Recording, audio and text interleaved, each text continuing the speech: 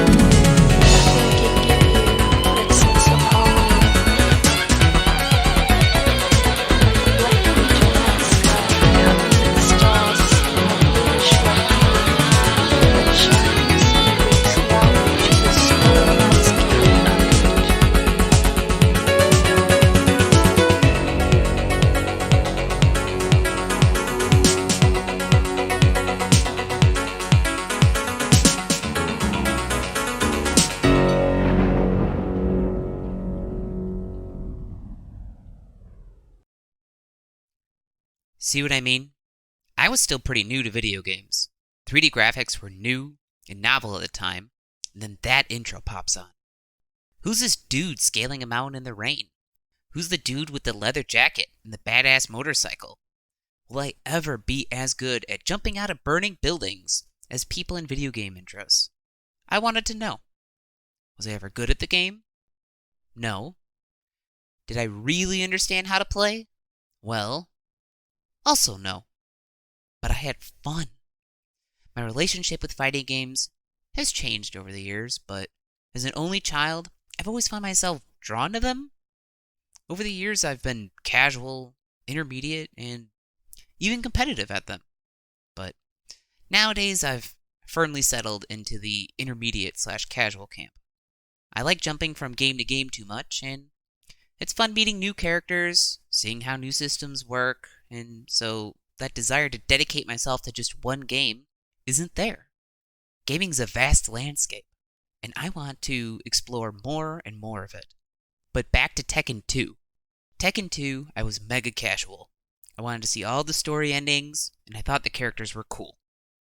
There's not a ton of games out there where a luchador in a jaguar mask gets to fight ninjas and the devil. I miss endings in fighting games too. I always hear people say, "Oh, who plays fighting games for the story?" Me. I'm that guy. Who is King? What's going on with King and Armor King? Did Armor King die that night he won the ring? Does King's ending mean he got his life together? They have a back and forth between games, and I love that. And yes, a lot of it's non-canon, but it's fun, and it gets me invested in the characters. I will say, the one thing I don't miss, though, is the brutal, sometimes soul-crushing boss fights.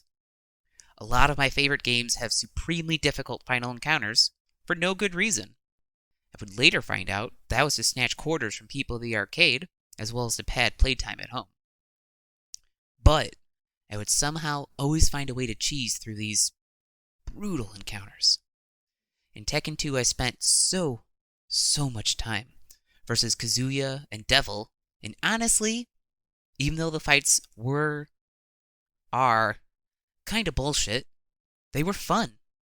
I generally prefer when games have a bit more of a balanced climax, but at the time, I was never sure if the game was legitimately hard or if I was bad, since I was still so new to the medium as a whole.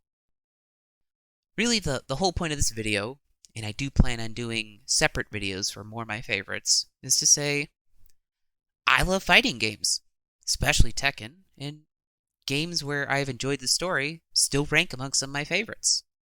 It seems like fighting games are becoming more popular and less niche, and that's great to see.